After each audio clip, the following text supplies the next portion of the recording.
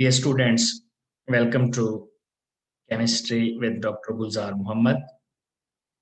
Dear students, आज बहुत ही important topic हम डिस्कस करने जा रहे हैं स्पेक्ट्रल आइसोमेरिज्म। ये YouTube पर अपनी नौयत का पहला लेक्चर है जिसमें हम बहुत ही important बातें डिस्कस करने जा रहे हैं। इसमें हम स्ट्रक्चरल आइसोमेरिज्म की टाइप्स तो डिस्कस करेंगे लेकिन क्लास वाइज देखेंगे कि अल्केन्स में कौन-कौन सी स्ट्रक्चरल आइसोमेरिज्म है, अल्कीन में, अल्काइन में, सारी क्लासेस में देखेंगे और फिर ये भी देखेंगे कि आप उन आइसोमर्स में डिफरेंशिएट कैसे करेंगे और सबसे इम्पोर्टेंट बात हम ये देखेंगे कि इस आइसोमेरिज्म के लिए कितने मिनिमम कार्बन चाहिए। ये सारी बातें आज के लेक्चर में डिस्कस करेंगे। आज का लेक्चर बहुत ही इंटरेस्टिंग होने जा रहा है। तो सबसे पहले देखते हैं अल्केन्स।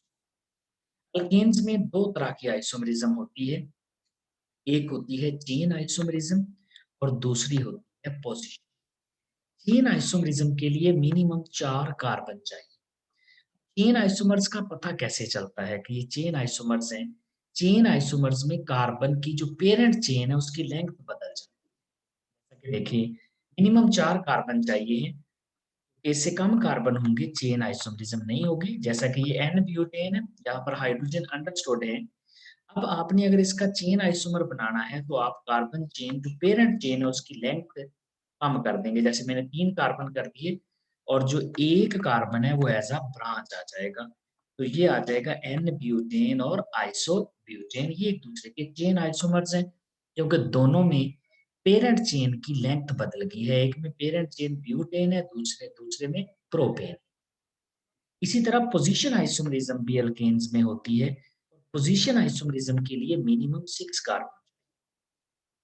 पोजीशन आइसोमेरिज्म में पेरेंट चेन में नंबर ऑफ एटम सेम रहते हैं, यानी पेरेंट चेन की लेंथ नहीं बदलती। जैसा कि देखें, अगर हमारे पास पेरेंट चेन में 5 कार्बन है, तो हम एक कार्बन को as a branch methyl group लगा सकते हैं। वो 2 पे भी हो सकता है, जैसा कि ये 2 मिथाइल पेंटेन बन जाएगा, या फिर इसकी पोजीशन बदल ये आप 3 पे भी ले जा सकते हैं, 2 मिथाइल पेंटेन या 3 मिथाइल पेंटेन। जब कार्बन इससे कम होंगे, अगर 6 है, ये टोटल 6 कार्बन है। अगर कार्बन इससे कम होंगे तो फिर अल्केन्स में 6 से कम कार्बन हो, पोजीशन आइसोमेरिज्म पॉसिबल नहीं है। जैसे अगर कार्बन आप 4 कर दें, तो 5वां कार्बन एज़ अ ब्रांच लगाएँ, यानी टोटल कार्बन 5 कर दें, तो अगर आप मिथाइल ग्रुप इस कार्बन पे लगा दें या इस कार्बन पे लगा दें, वो 2 पे ही रहेगा। इसका मतलब है यहाँ पर पोजीशन आइसोमेरिज्म पॉसिबल नहीं है। तो अल्केन्स में चेन आइसोमेरिज्म के लिए 4 और पोजीशन के लिए 6 कार्बन होने ज़रूरी हैं, अदरवाइज़ ये आइसोमेरिज्म पॉसिबल नहीं हो। अगर हम अल्कीन्स को देखें तो अल्कीन्स में भी पोजीशन होती है और चेन होती है। पोजीशन के लिए कितने कार्बन मिनिमम चाहिए? पोजीशन के लिए 4 कार्बन चाहिए मिनिमम। इसका मतलब है डबल बॉन्ड की जो पोजीशन है, वो तभी चेंज होगी अगर कार्बन मिनिमम 4 होंगे। इससे अगर कार्बन थोड़े हैं, तो फिर डबल बॉन्ड की पोजीशन नहीं बदल सकती। पोजीशन में पेरेंट चेन में कार्बन सेम रहते हैं, जैसा कि देखें 1 ब्यूटीन डबल बॉन्ड 1 पे है, पेरेंट चेन में टोटल 4 कार्बन है, मिनिमम 4 चाहिए और दूसरा डबल बॉन्ड की आप पोजीशन बदल दें, तो ये बन जाएगा यहाँ पर 2 ब्यूटीन। 1 ब्यूटीन और 2 ब्यूटीन ये पोजीशन आइसोमर्स।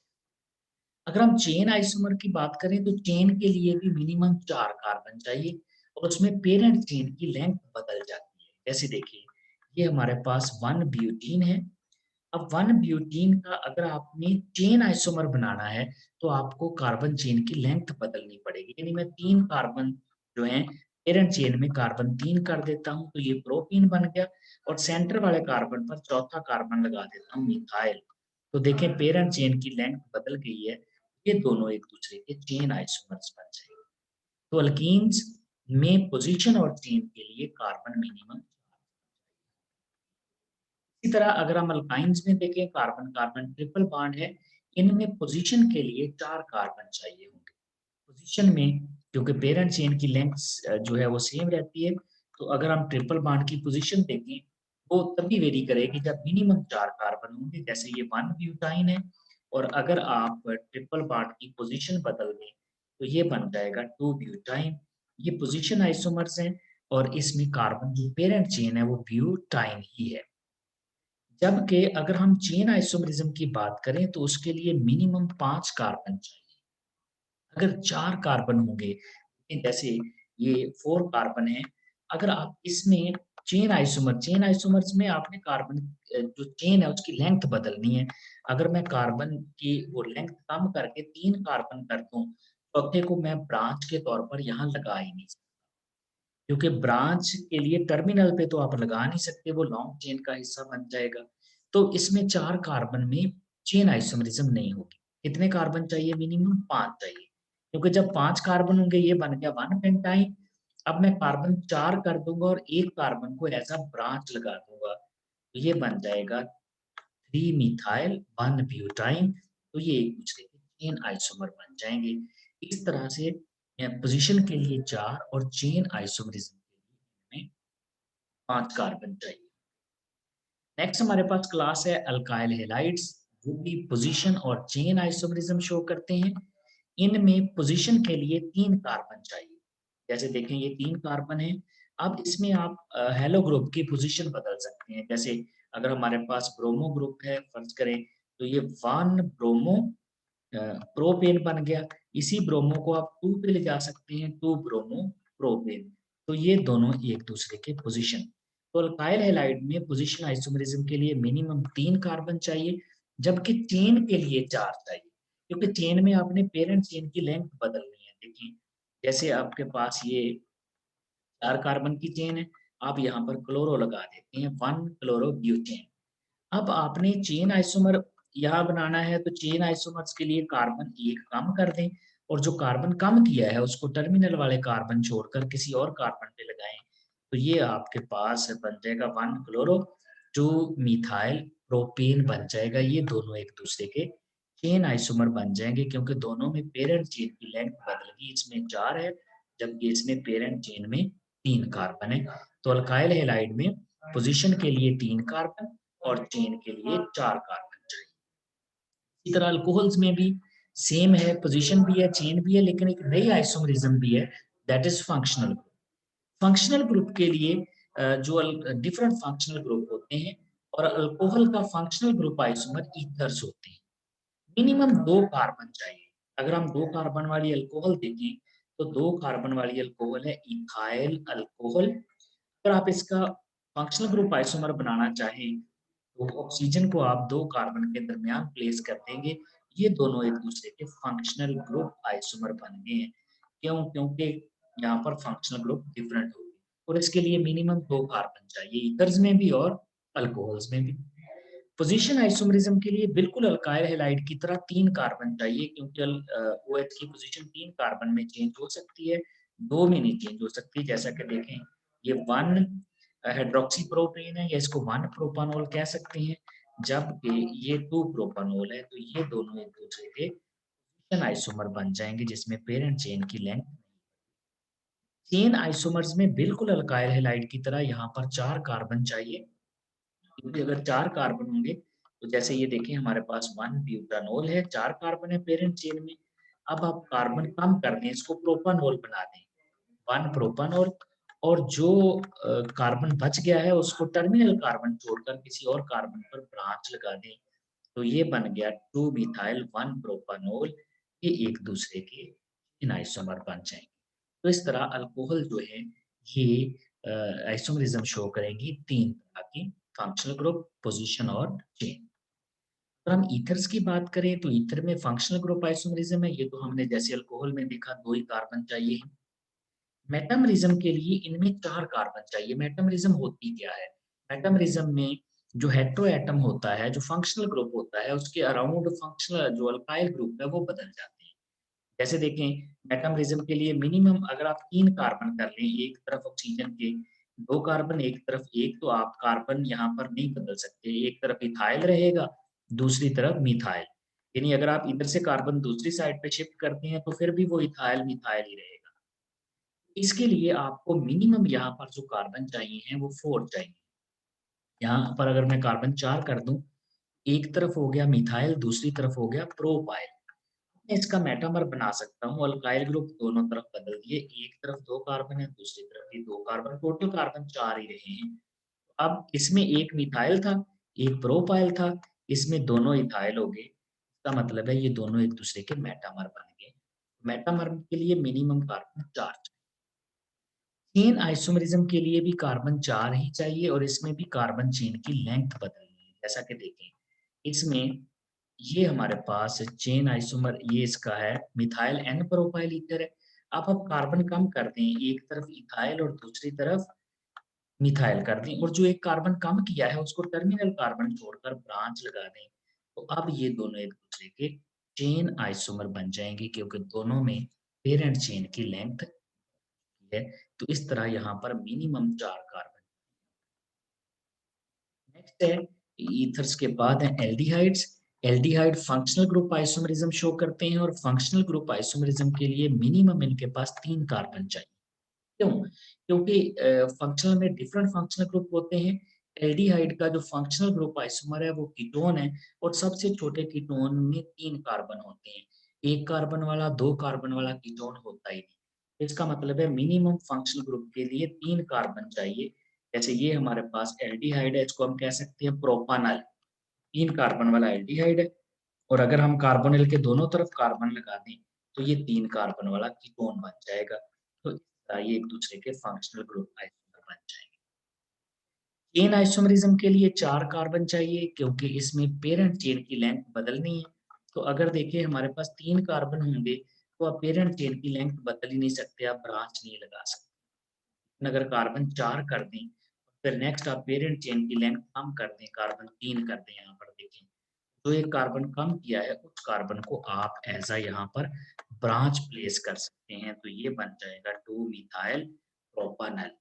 यहाँ पर ऑटोमेटिज्म के लिए एल्डिहाइड कीटोन में अल्फा हाइड्रोजन होना चाहिए। तो अल्फा हाइड्रोजन जो सबसे छोटा एल्डिहाइड है उसमें तो होता ही नहीं, उसमें अल्फा कार्बन ही नहीं है। तो इसका मतलब है इसके लिए टॉटोमेरिज्म के लिए मिनिमम जो कार्बन चाहिए वो 2 चाहिए क्योंकि अल्फा कार्बन जरूरी है, उस पर प्रोटॉन होना चाहिए और हम प्रोटॉन की पोजीशन बदल देंगे। जैसे ये एसिटाल्डिहाइड है, 2 कार्बन वाला एल्डिहाइड है। अब इसके पास अल्फा कार्बन और अल्फा हाइड्रोजन आ चुका है। का अल्फा हाइड्रोजन आप ऑक्सीजन के पास भेज देंगे, यहाँ 2 अल्फा हाइड्रोजन रह जाएँगे। डबल बॉन्ड कार्बन ऑक्सीजन की बजाय कार्बन-कार्बन के दरमियान और ये जो ऑक्सीजन है ये OH बन जाएगा क्योंकि प्रोटॉन अल्फा वाला प्रोटॉन ऑक्सीजन के पास चले जाएगा, विनाइल अल्कोहल बन गया। टॉटोमेरिज्म के लिए यहाँ मिनिमम 2 कार्बन चाहिए फिर टॉटोमेरिज्म होगा। ये एल्डिहाइड्स में होने वाली डिफरेंट टाइप्स हैं स्ट्रक्चरल आइसोमेरिज्म की। इसी तरह अगर हम कीटोन्स की बात करें, कीटोन में जैसा कि हमने एल्डिहाइड में फंक्शनल ग्रुप आइसोमेरिज्म देखी है, इसमें भी 3 ही कार्बन चाहिए होंगे। मेटामेरिज्म या पोजीशन के लिए इसमें 5 कार्बन चाहिए क्योंकि उसमें डिफरेंट अल्काइल ग्रुप लगाने, एक कार्बन तो फंक्शनल ग्रुप में ही चले जाएगा कि 4 कार्बन और चाहिए क्योंकि अगर आप 3 करेंगे, एक तरफ 1 और एक तरफ 2 तो फिर तो आप इसका मेटामर नहीं बना सकते क्योंकि अल्काइल ग्रुप डिफरेंट हो ही नहीं सकते इसमें। एक तरफ इथाइल रहेगा, दूसरी तरफ मिथाइल। तो हम क्या करेंगे, एक तरफ प्रोपाइल है, दूसरी तरफ मिथाइल है। अब आप इसको चेंज कर दें, एक तरफ इथाइल कर दें यानी एक कार्बन कम कर दें और उसको दूसरी तरफ ले जाएँ, वो भी इथाइल बन गया। तो ये दोनों एक दूसरे के मेटामर बन गए क्योंकि फंक्शनल ग्रुप के इर्द-गिर्द अल्काइल ग्रुप चेंज हो गए। इसमें एक प्रोपाइल है, एक मिथाइल है, इसमें दोनों इथाइल है। तो इसमें मेटामरिज्म के लिए ये पोज़ीशन भी इसको कहते हैं 5 चाहिए। चेन आइसोमेरिज्म, चेन आइसोमेरिज्म के लिए भी 5 कार्बन चाहिए। वजह क्या है, 5 की 4 क्यों नहीं? क्योंकि 1 कार्बन तो निकल जाता है इसमें फंक्शनल ग्रुप में। बाकी अगर हम एक तरफ 1 कार्बन लगा दें और दूसरी तरफ हम 3 कार्बन लगा दें, तो ये टोटल बन जाएँगे 5 कार्बन। अब चेन आइसोमेरिज्म में एक्चुअली पोज़ीशन जो है इसकी पेरेंट चेन जो है, चेन आइसोमर में उसकी लेंथ बदलनी होती है। आप 5 की बजाय नेक्स्ट में 4 कर दें और जब 4 करेंगे तो देखिए आपके पास 1 कार्बन ऐसा बच जाएगा जिसके ऊपर आप ब्रांच लगा सकते हैं। ये वाला जो सेंटर में बचा है, टर्मिनल पर तो ब्रांच आ नहीं सकती। तो ये दोनों एक दूसरे के चेन आइसोमर बन जाएँगे। इसी तरह नेक्स्ट है हमारे पास टॉटोमेरिज्म। टॉटोमेरिज्म के लिए अल्फा हाइड्रोजन चाहिए और सबसे छोटे कीटोन में 6 अल्फा हाइड्रोजन मौजूद हैं। ये जो एलिफेटिक कीटोन्स हैं, जो सिंपल कीटोन है, उनमें सबसे ज़्यादा यही वाले अल्फा हाइड्रोजन ही है जिनमें एक ही कीटो ग्रुप होता है। तो देखिए इसमें 6 अल्फा हाइड्रोजन, इससे छोटा कीटोन होता ही नहीं, तो ये मिनिमम 3 कार्बन चाहिए। अब एक का अल्फा हाइड्रोजन यहाँ से कम करें, 2 रह गए और इस अल्फा हाइड्रोजन को ऑक्सीजन पर भेज दें, वो बन गया OH और डबल बॉन्ड आ गया कार्बन-कार्बन के दरमियान। तो ये इसकी बन गई टॉटोमरिज्म जिसके लिए 3 कार्बन चाहिए और इसमें प्रोटॉन की पोज़ीशन बदल जाएगी। इस तरह जो कीटोन्स हैं ये 4 तरह की आइसोमरिज्म शो करेंगे। नेक्स्ट क्लास हमारे पास है कार्बोक्सिलिक एसिड्स। कार्बोक्सिलिक एसिड 2 तरह के आइसोमरिज्म शो करते हैं, एक फंक्शनल ग्रुप और दूसरी है चेन। फंक्शनल ग्रुप के में डिफरेंट फंक्शनल ग्रुप होता है और इनका फंक्शनल ग्रुप आइसोमर होते हैं एस्टर्स। अब कार्बोक्सिलिक एसिड, एस्टर दोनों एक दूसरे के फंक्शनल ग्रुप आइसोमर्स हैं। तो बच्चों को यहाँ पर कन्फ्यूजन होती है कि एस्टर्स में मिनिमम 3 कार्बन होते हैं, हालाँकि एस्टर में मिनिमम 2 कार्बन होते हैं।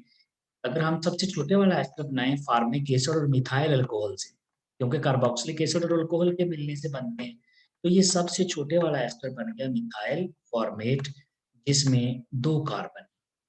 अगर हमने इसका फंक्शनल ग्रुप आइसोमर बनाना है तो ऑक्सीजन को दूसरी तरफ शिफ्ट कर दें, तो ये हमारे पास बन जाएगा एसिटिक एसिड।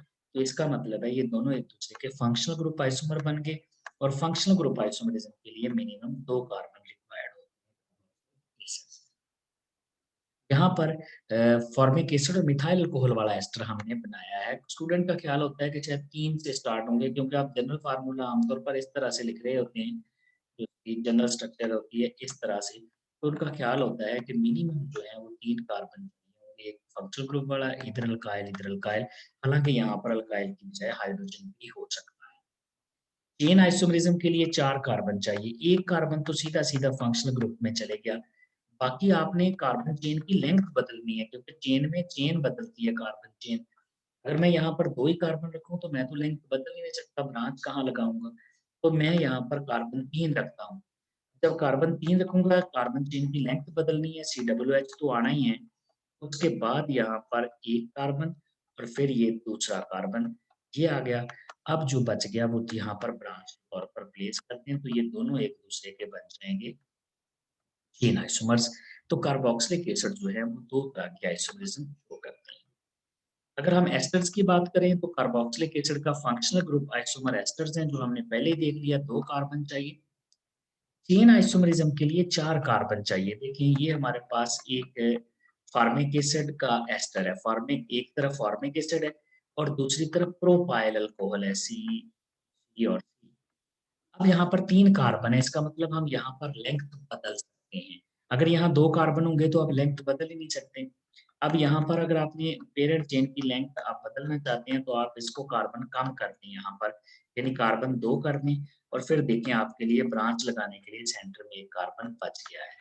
तो इसका मतलब है चेन आइसोमरिज्म के लिए मिनिमम कितने कार्बन चाहिए? 4।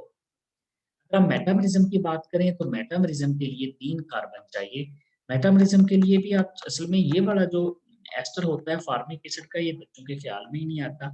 तो अगर आप इसमें इस तरह से, ये आपके पास है CH2 CH3, ये एक एस्टर है जिसमें 3 कार्बन है।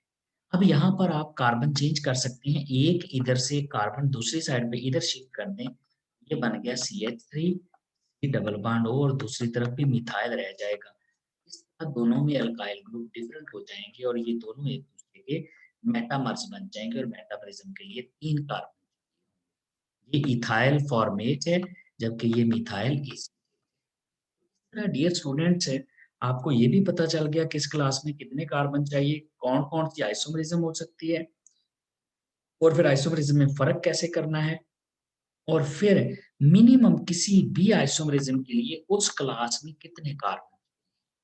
ये था हमारा आज का lecture. Thank you very much.